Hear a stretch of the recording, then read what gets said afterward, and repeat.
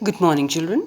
Today in social science history, we'll continue the French Revolution, and now we come to the point where the end of Louis XVI took place. That means he was executed. On 21st September 1792, France was declared a republic, and Louis XVI was executed on 21st of January 1793. And very shortly, Queen Marie Antoinette was also sentenced to death. So that brought an end to the monarchy system completely. And now this was followed by the Reign of Terror between 1793 and 1794. And this was led by Maximilien Robespierre. Now, Robespierre followed a policy of severe control and punishment because he wanted to have a strong hold over the people, and therefore, in order to do that, courts were there, tribunals, that is, courts were there, and large number of people were tried by this tribunal, and whoever was considered their enemies, including the ex-nobles who were there, so whoever there was fear that they may protest or they may revolt, they were caught, arrested, and they were punished or they were guillotined. And if the court found them guilty, they were guillotined or they were beheaded rather. So guillotine was a kind of punishment that used to be given to those people. Now, on the other hand, even the peasants had a very difficult time. Peasants were forced to sell grains at prices fixed by the government. So these restrictions were on them. Then the people had to consume only wheat bread. White bread was not to be consumed by them. Then churches were closed. Buildings were converted into offices or barracks and all for the soldiers. So we see that during this time, this period from 1793 to 1794, Robespierre became a virtual dictator of France. That means he dictated terms to all the people in the country. And when people saw his supporters, when they saw his policies were extremely harsh, it upset them gradually, and gradually all the supporters left him. He was convicted and guillotined in July 1794. So the reign of terror came to an end by them. Now, all this obviously created a situation of political instability in France. After the fall of Jacobins, the power was seized by the wealthy section of the society. A new constitution was introduced, and by this, two legislative councils and appointment of a directory took place. That is an executive which is made up of 5 members. Now, why 5 members? So that there would be no concentration of power in one person. Like earlier, they had this bitter experience. Therefore, they wanted that that whatever is done, whatever decisions that are taken by these group of 5 people, namely as a directory. So, but all this eventually did not really work out for a very long time, because gradually we see that there were a lot of problems and difficulties. What kind of difficulties? That means the difference of opinion between the directors and the legislative councils. There were clashes.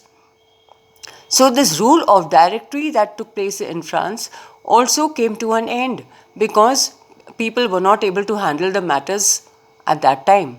And this is which created a situation where we see the rise of Napoleon Bonaparte. In 1804, Napoleon Bonaparte crowned himself the king of France, or the emperor of France, and he reintroduced the monarchy system in France, which had come to an end after Louis XVI. And he was a very ambitious person. He conquered his neighboring countries. He wanted to expand his rule over the other countries also. So he was a great conqueror. So he conquered the neighboring countries, created kingdoms, and wherever he had invaded and had conquered, he had his own members of the family placed over there to look after those places.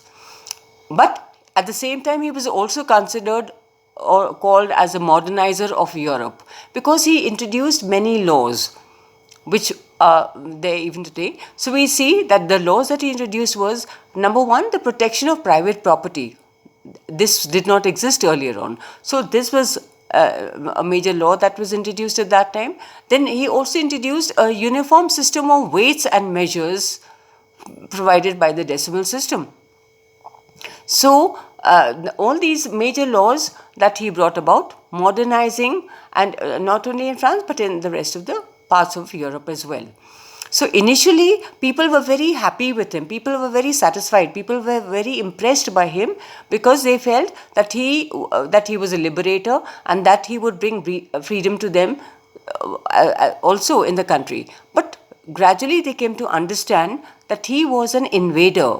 He was he was considered to be an invading force. That means he was not interested in the freedom of the people. Finally, he was defeated in 1815 in the famous Battle of Waterloo. Many of the measures that he had adopted and introduced in France, and these revolutionary ideas of liberty and modern laws spread in other parts of Europe also, and it had a great impact on the other people as well. So that was the rule of Napoleon Bonaparte in France. Now, at the same time, we also need to see that what was the role of women in the revolution. Now, women played a very important role in the French Revolution.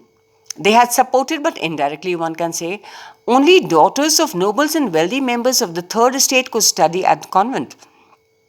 So education was not open to all. So that was how these women suffered. So if we see that the women played a major role, of course, in the revolution, but at the same time, their struggle for political rights, for equality, continued and persisted right up throughout till 1946, when finally they got the right to vote. So we see that the condition of the women, that women were not, they were not happy. They were very rather disappointed with the Constitution of 1791. Why? For the simple reason that they were considered passive citizens. In other words, that they had no political rights. They demanded and continued till finally it was granted to them. So they demanded political rights, in which they wanted the right to vote, number one. They also wanted to be elected to the assembly. And thirdly, they also were capable of holding political office. So the struggle for all this political right continued on and on. Now, to express their ideas, obviously, they had to come together. Women organizations were there, clubs were formed, and they started newspapers also to spread their ideas and their expressions and their demands to the rest of the people. Certain laws were passed, of course, to improve their lives. For instance, that it gained success to, they were able to have access to education. State schools were established, and also a system of compulsory education for girls, which had been neglected earlier, or it was only limited to the people who were wealthy, who could study at the convents. Now these public schools were there so that all the girls could be educated. So it became compulsory for them. Then secondly, that earlier women used to be forced into marriages by their fathers. And now they were given the liberty that no one could force them into a marriage against their will. They could marry whomever they wished to. So that was another law improvement in their lives, one can say. Then marriages could be registered under civil law. That was another benefit to them. Then divorce was made legal. That means whether a man or a woman, either of them they could apply if they wish to separate from each other. Then they also they could run business, they could be trained for jobs, acquire skills, or become artists. In fact, do whatever they wish to. So these were these laws improved the condition of these women. But during the reign of terror, that is from 1793 to 1794, the government had ordered the closure of women clubs and banned their political activities. That means they were not allowed to form these groups or these clubs or indulge in any such activities that would be against the government. And at that time, of course, women faced a lot of difficulties. Prominent women were arrested and executed so that the struggle would not persist, it would be crushed. Women's struggle for voting and equal political rights was carried on throughout an international suffrage movement during the late 19th century and 20th century. But the women had not given up. They had that grit, they had the willpower, and they had the determination. So throughout the revolution, we see that although there were changes in France, but they continued to struggle and fight for their rights also, and ultimately they were able to do that. Finally, in 1946, women in France won the right to vote. So it was a major achievement for the women, although things had changed quite a lot for the rest of the people, but for women, this major right was granted to them, the right to vote in 1946.